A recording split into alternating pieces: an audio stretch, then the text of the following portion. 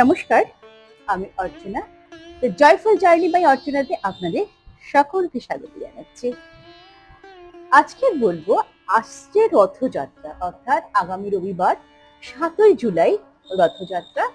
সেই দিন আপনারা জগন্নাথ দেবকে অন্তত পক্ষে ৩টে ফল দান করুন। তাতে আপনাদের অর্থনৈতিক সমৃদ্ধি বৃদ্ধি পাবে। চলুন সেগুলো এবার বিস্তারিতভাবে জানি।